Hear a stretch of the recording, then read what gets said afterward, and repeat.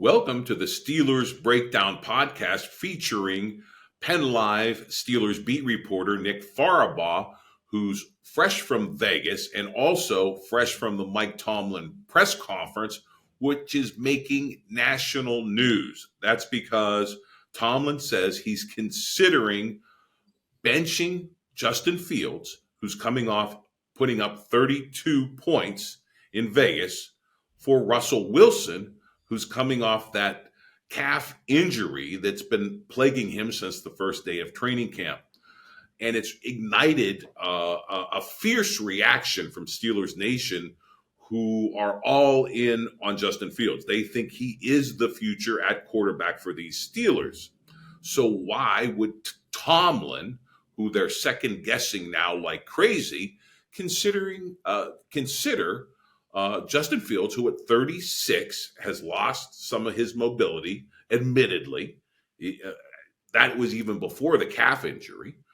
He's coming off kind of 3 subpar seasons and being sort of put on the scrap heap out in Denver, and he's on a 1-year rental in Pittsburgh. So we have Nick here, who has been sort of looking at both sides of this decision, pointing out that, yeah, maybe Fields didn't have all the best games these last 2 games, but also looking at Fields and the diminished mobility and how that could be a problem with this patchwork offensive line. So amid all this, then there's been trades left and right at the wide receiver position where Steelers are clearly lacking. And of course, none of those trades involve the Steelers to shore up that wide receiver room. So we're going to get into all of this and what is looking like one of the strangest games heading our way at Acrisure Stadium Sunday night in prime time, where there will be lots of Steeler fans kind of hate watching this game because they want Fields in there, not Russell Wilson. And, oh, yeah, well, maybe there might be a candidate in the office for president in the stadium. We don't know. That's unconfirmed, but who knows what could happen.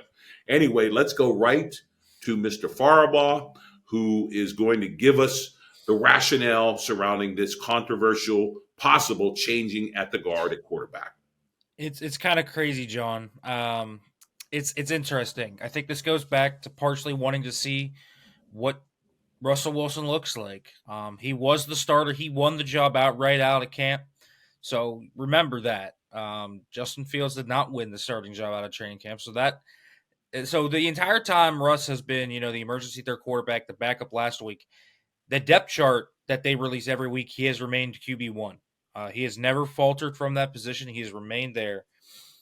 Justin Fields, if we had just stopped this at week 4, after his great performance going into Indianapolis, right? He had the rough first half and then just kind of willed them back in that second half. If we stopped right there, I don't think there's a question about who starts.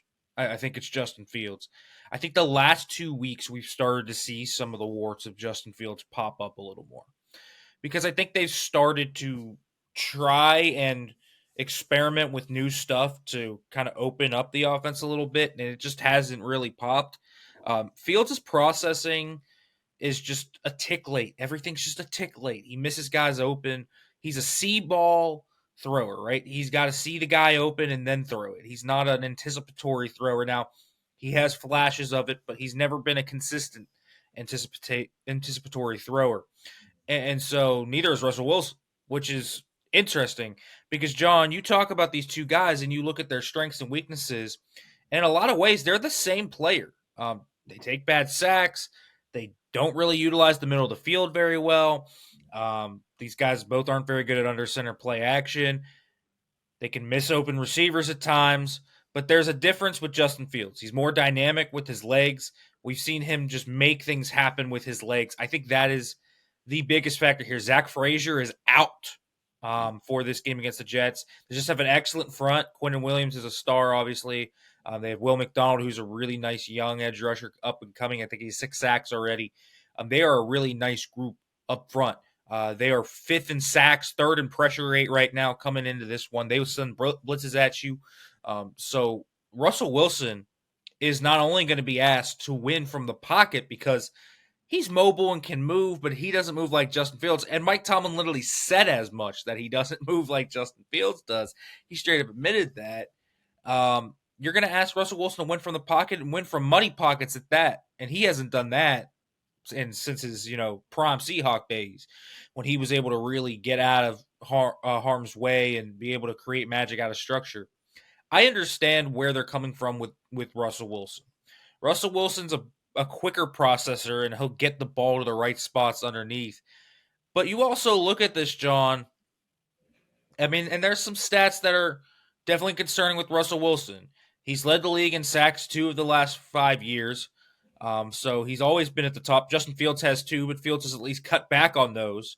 Although in the last 2 games, when we talked about where the concerns came up, right? Turnover-worthy throws by Fields. Some of the bad sacks have been popping back up. Just some of the negativity that he has kind of shown throughout his career has popped back up. But he has been able to claw them out of the negativity, I think, pretty well, honestly. They have been really badly coached. They have been, until this week, they had been a dead-in-the-water run game. And so we'll kind of see if they can run the ball. That's going to be interesting. Buffalo had plenty of success running the ball last night, if you watched that Monday night game against this Jets front. So we'll see if the Steelers can do that. But I think the quarterback situation comes down to a few things. And it comes down to, these guys are so similar to each other. It's not like we're talking about the 15th best quarterback versus the 30th. We're talking about the 19th versus the 20th. Like, that is what it is. And when it comes to that, I'd like, personally, if I'm the decision maker, I like to go with the younger guy that is upside and can maybe pick there. But Russ can maybe open up a more robust passing game. But you might also absorb more negativity with the sacks. I think that O-line where they're at right now with the wide receiving core that doesn't get open very often, with a guy like Russ who gets jittery under pressure, could really be a recipe for disaster. And so I'd be worried about that, because I think Justin Fields' legs have been such a huge part of this offense, whether it's his scrambling ability, his ability to extend plays and make plays out of structure. All of that has really allowed him to pop. Now, Russ is mobile, but he's not what he used to be.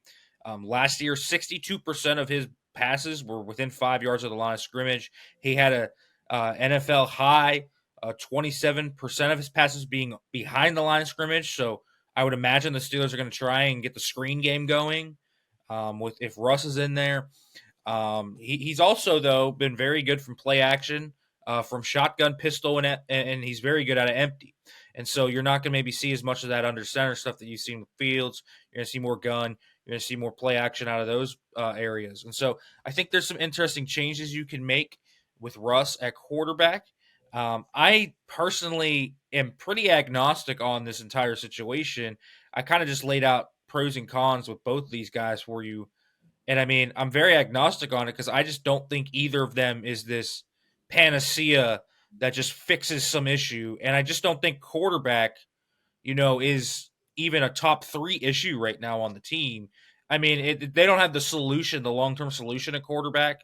And if they had an elite quarterback on this roster, it would cure a lot of ills. But as it stands right now in the current ecosystem, you're throwing Russell Wilson or Justin Fields into a subpar one, because as we've talked about in recent weeks, O-line injuries are killing them. Now that Frazier's hurt, that's going to even be worse. The wide receiver situation is bad. Even the George Pickens stuff we talked about last week aside, he's just in a funk right now on the field. He's only caught 6 of his last 15 targets. They gave him a lot of contested opportunities in Vegas, and he, I think, only caught about 1 of those. So it's just not clicking over the last 2 weeks for George Pickens as much as it was the first 4 weeks. And then this offensive coordinator stuff, I don't think that Arthur Smith has given the quarterbacks like the best ecosystem to work with, the best play calling to accentuate their strengths. So I just don't see this quarterback switch or whatever, quarterback stabilization. I don't know if they're going to rotate them. Mike Tomlin said they might do that, where they might legitimately run 2 quarterback system. I mean, we can see anything, but I just don't think this is going to move the needle too much either way. I think it's going to be pretty inoffensive. I like the way both what you just said and then, looking at your Twitter feed, you have looked at it almost dispassionately. There's a lot of passion on the side of the fans, for Fields, but you've looked at it dispassionately. But trying to analyze it in what Tomlin's thinking, couldn't one of the things, and you mentioned this too, on the negativity, especially in the last 2 weeks with Fields, leaving a lot on the table, missing guys. Even given all the problems with the offense and the play calling, from what you've said and from your tape watching and watching the film, that he has left some plays on the table. He's missed some guys. He's not sort of pushed that offense to the next level. And yes, he bails us out with his feet, but isn't that part of if he hadn't missed what was on the table with the play call, you know what I mean? The feet They is would great. if John, I Yeah, know exactly what you mean. If Justin yeah, Fields had kept with what his legs have been doing and had hit those, the Steelers would be humming. Like they would be a great offense right now. But that's not really who he is. As I said, a lot of these open receivers he's missing. It's not like a guy standing on the sideline wide open. It's that the guy's breaking over the middle of the field. He has never been an elite middle of the field passer. Neither right. has Russell Wilson. Russell Wilson statistically last year was a better middle of the field passer than Justin Fields. Justin Fields targeted the middle of the field the second least of any quarterback. I'll let you guess on who was last. If you think it was Kenny Pickett, you're correct. But Russell Wilson, I think, was like 22nd or something. So more closer to league average, but still not, elite or anything. And I think his depth of target to the intermediate part of the field was like 4.1 yards. It was checkdowns. It was like the running back coming on a curl or a mesh route or something like that. He had the fewest passes in the NFL between 10 and 20 yards over the middle of the field, Russell Wilson. Right. None of these guys love to throw over the middle of the field, which is a huge problem because it's where Arthur Smith's offense is practically designed to attack. And so it is really an odd marriage between these two. But I think, if you're going with Russ, you lean into the play action from the shotgun, empty, get quick game going, run picks, run bunches, stack sets, simple things like that to get guys free. Utilize wide receivers in different ways. Get Jalen Warren and Najee Harris on the field at the same time and split them out and do different things there. You can do a lot of cool things with Pat Freiermuth, I think. Wilson's going to be a little bit more tight end heavy than Fields is. I think Fields, and historically has not been a guy that feeds his tight ends, but Russell Wilson is. So probably Pat Freiermuth would see a jump. I just think when you kind of think of what Russell Wilson will come in and improve upon, there'll be a little bit more of a stable passing attack in terms of hitting the right guy, but it'll all be backed up by sacks, negativity in that regard. And so it really kind of evens out because, right, Justin Fields' negativity is, okay, he makes a bad read, throws a pick, or takes, too long and misses a guy and then has to run 7 yards. It's really going to come out to be the same thing. I just don't think, okay, it could have been 2nd and 3 either way, right? Russ hits the curl for 7 yards or Justin runs for 7 yards. I think the result with the process is going to end up being very similar. And you're still going to get negativity because both these guys would have negativity, right?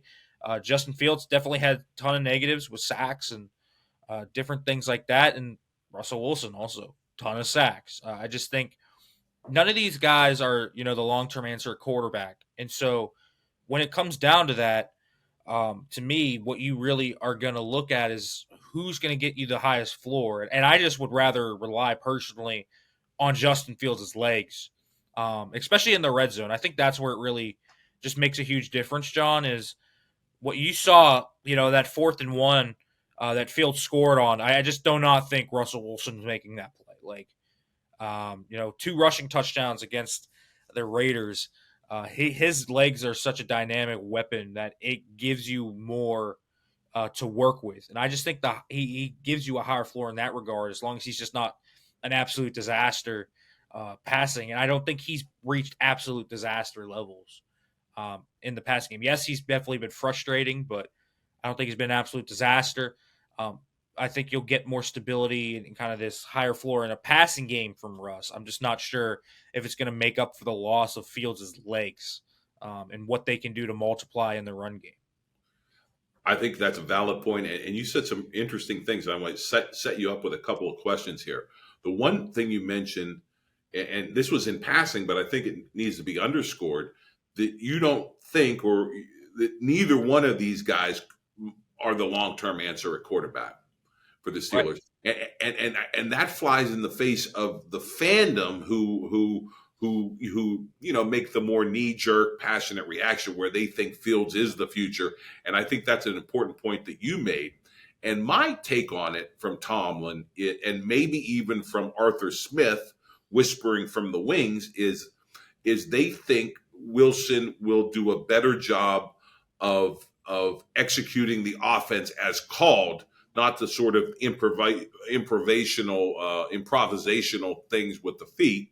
So they have a better chance of seeing what the offense can do as called under Wilson. And you rightly mentioned the fact that Smith, he's new and he's also under evaluation here too. So I think he has an interest in a quarterback that that provides the best opportunity to execute the plays as called. Now, of course, we have the offensive line problems and the possibility of sacks and the older 36-year-old lack of mobility, having negative plays in that way. But just in trying to analyze the thinking of the coaching staff and Tomlin, um, and maybe even Arthur Smith whispering in his ear, "Hey, let's get a guy in that can execute the plays as called." Is that part of this? I'm sure it is. Improvisational magic is fun to watch as a fan, but it can drive coaches mad if it wasn't the result of, just a blanket coverage, right? If there's a guy open that you should have hit, coach wants that guy to get the ball in structure. Because here's the other thing, when you look at out of structure plays, those are super volatile. It is not a stable thing, right? You can definitely have a lot of turnovers there. You can have a lot of dangerous plays there. And it's a super volatile way to win. You can see guys that win in that manner consistently, but even the best improvisational players win from the pocket. They do. Russ, when he started to decline, started to struggle because he never was a super consistent winner from the pocket. He was just this dynamic, out of structure wizard that made great plays, had an awesome deep ball. And so at this stage in his career, he's kind of had to sharpen the mental part of his game. And so you could see that a little bit. And so, as what you're saying, yes, I think Russell Wilson will be able to, hit quick game. I think that's going to be something, the quick game aspect of the offense. I think he'll be able to hit quick game pretty well. I don't think he's going to be able to hit the second window intermediate throws that Fields has missed over the last few times. What was interesting, though, and it was pointed out by Derek Bell, really good Steelers film analyst, if you know him, was that a lot of the concepts they ran against the Raiders were Russell Wilson favorite concepts that he has run back to the days in Seattle, ran, with Sean Payton last year. It was a lot of Russell Wilson stuff. So it was like a Russell Wilson game plan. It was almost like the Steelers were trying to see how Justin Fields would run a Russell Wilson offense. And if Justin Fields could be that level of passer that could hit those tight window throws and do different things. It was interesting. And it was almost like they were trying to see how much he could open up the game, how much he could open up the offense, what he could do. Like the George Pickens big play at the 31-yard catch when basically clinching the game. I mean, that's a classic Russell Wilson play action moonball throw. And let's be real there, that was an underthrown football. It should have been a touchdown for Pickens. And so I thought it was interesting that they tested Fields like that. I'm not ruling out, like I said, I'm really not ruling them out playing both these guys. I don't think that's a crazy thought. Russ, if he does start, might start, but then they get inside the 15-yard line, and okay, here comes Justin because his legs are such a factor. And it's not like a Taysom Hill package where Taysom Hill's just getting the ball and running. It's a legit two option. You can run the ball, you can get QB designed runs, you can throw the ball. It would not surprise me if they rotate. I think that's the worst idea to do. I think to me, if you're going to stick with the guy and decide.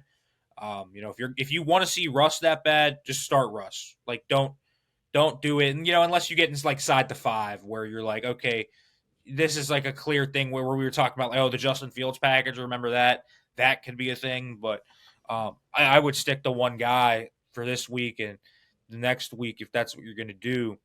I don't think, but again, and I want to underline this completely. I just do not think that a change one way or another is going to drastically alter this offense. I don't think the offense's issues are going to be fixed by one of these quarterbacks.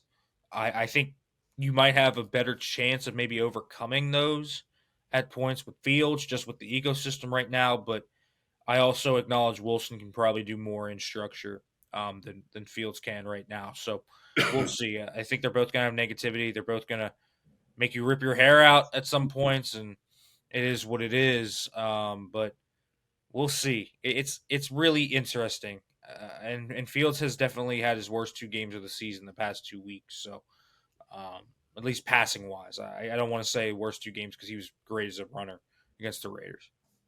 Let's talk about the mechanics of the change because Tomlin said he's considering Fields and that he would get the first team reps in practice.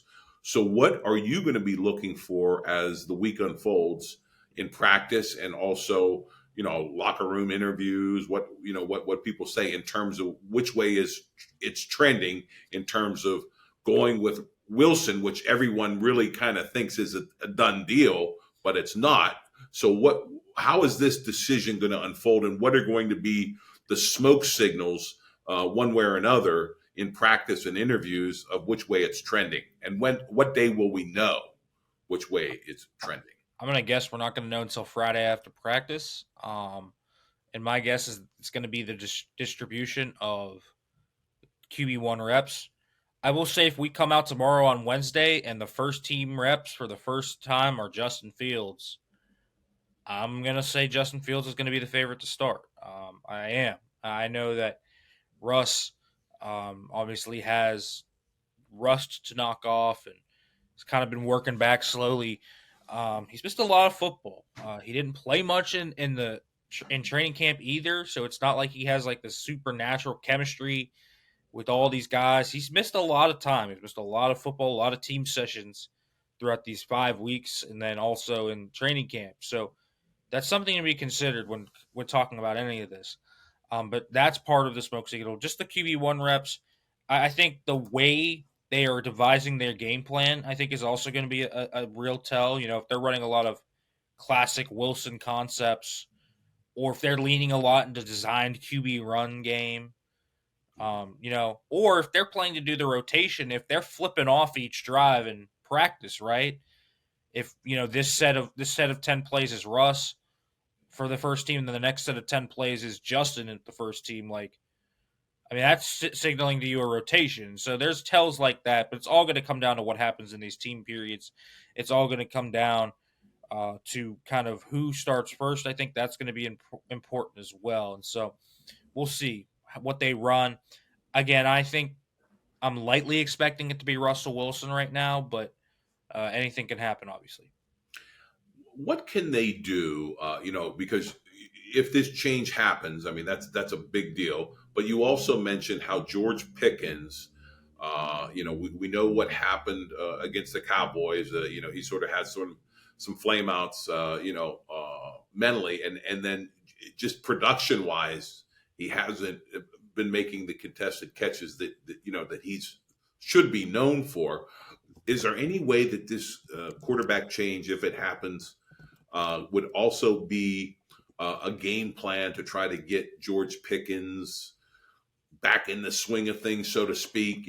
Both mentally and physically and productivity wise, because, like you said, I mean, the Steelers' wide receiver room is basically him and a few other guys that no name guys.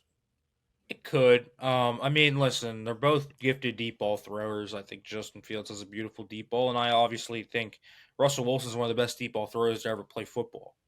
The moon ball is a signature throw that quarterbacks even model their deep balls after now. It's that good. So yeah, I think it can help George for sure. if you can get enough protection to where Russ can stand back there for 3.5 seconds, scan the field, and uncork a 60-yard moon ball. I mean, definitely. I'm just worried he's not going to have time to uncork those moon balls. I guess you can max protect 2-man route combo, but when the Steelers have done that this year, they've run them like awfully. They haven't been able to get anything off it. So maybe that's a part of that, the high, low, deep stuff that you can crack open. I think George is just going to have to figure out how to get through this funk. I mean, listen, his contested catch stats have not been very good the past 2 years. It's not really actually just been a few games. His rookie year, he was obviously awesome at it. I think he was like 20 of 29 or something, but like the last 2 years, he's only caught like 32% of his contested catches. So it's a good thing he's been a much better route runner. He gets open far more because that part of his game's been pretty inconsistent. We know he can make it, obviously, but he's done some uncharacteristic things the last 2 weeks. Like he's dropped balls that he should have caught. So I'm imagining that'll just naturally get fixed, no matter what. And so I think I don't think Wilson coming in naturally just fixes what George Pickens is kind of going through that little funk right now over the last 2 games where he's had some drops and hasn't made the extraordinary alien plays we've seen in years past. Speaking of drop balls, I saw again on your very interesting Twitter feed calling out Omar Khan as we watched two receivers traded away, including to the Jets with the reunion at quarterback and receiver that we're going to see on Sunday night. But we have fear of missing out in Pittsburgh because none of these pass catchers are falling to us under Omar Khan's leadership, who saw him trade away Deontay Johnson in the offseason and never really have a plan B for that vacated role. So talk to me about the dominoes falling at receiver and is anything going to fall to us? I understand why they didn't make the trade for Devontae Adams. I do. But it's only magnified because of the horrible process they went through this offseason.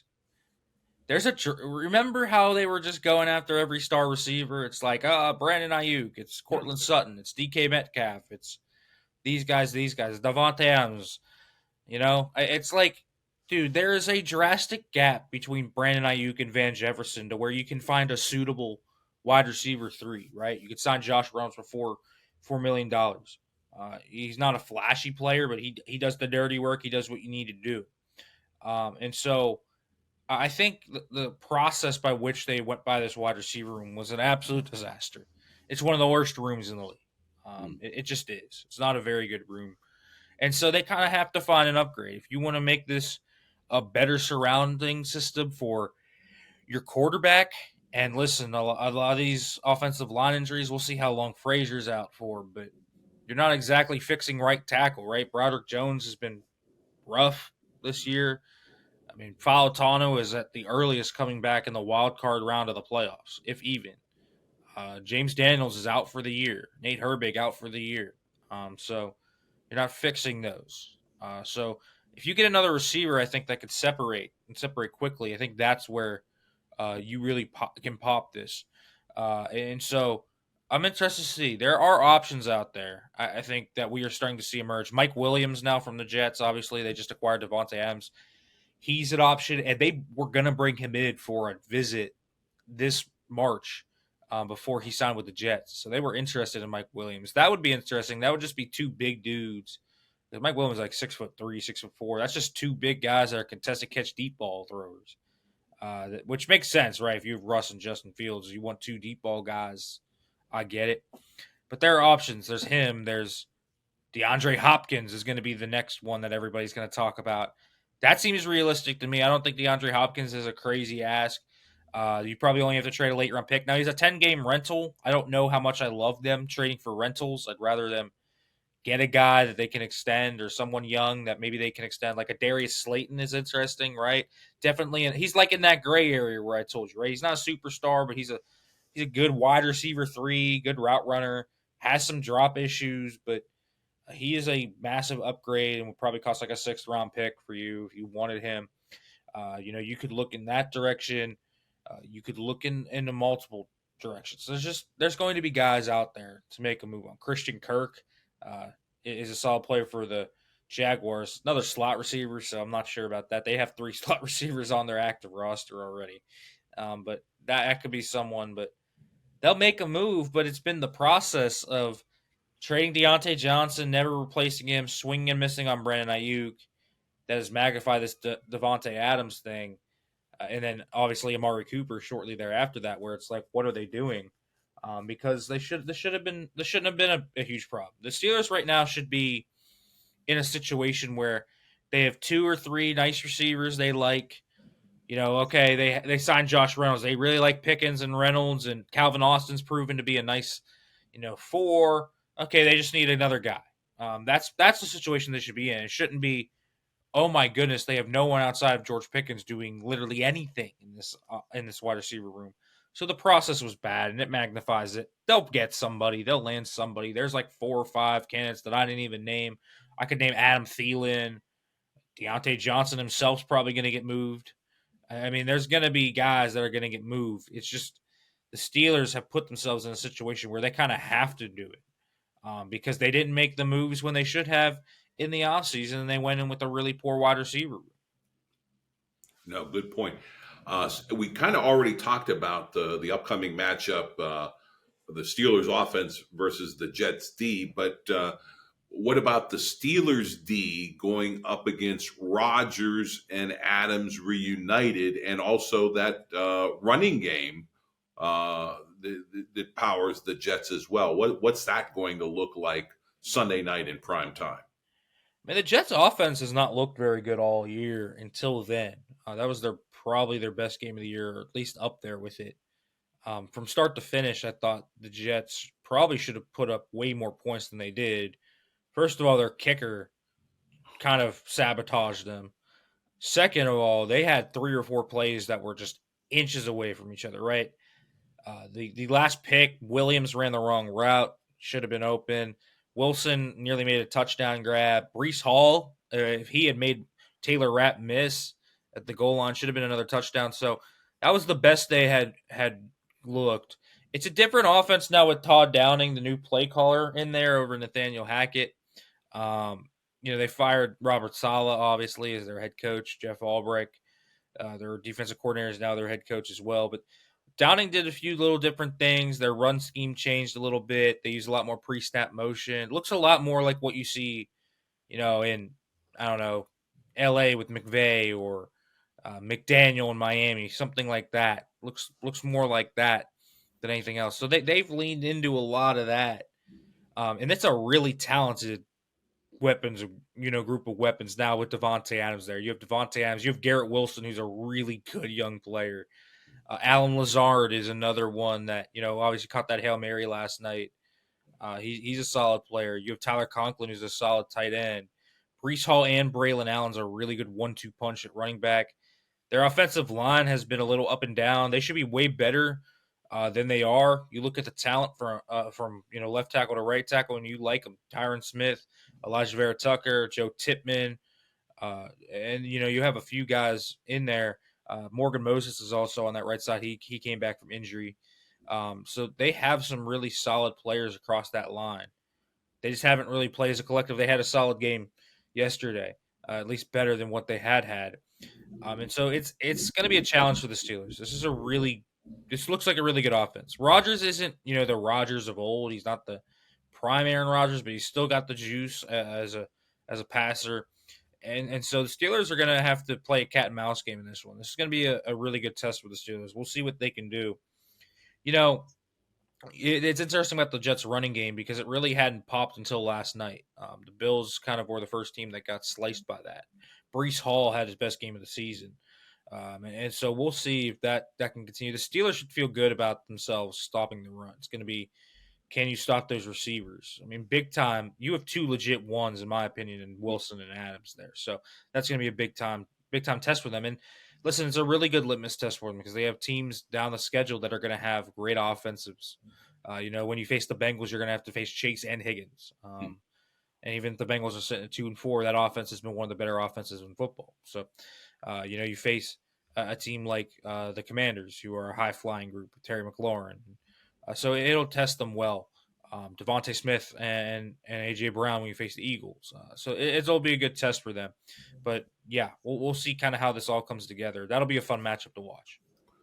Absolutely. An intriguing matchup under the prime time lights at Acrisure Stadium Sunday night, made all the more intriguing by the potential changing of the guard at quarterback. Justin Fields taking the bench in favor of Russell Wilson.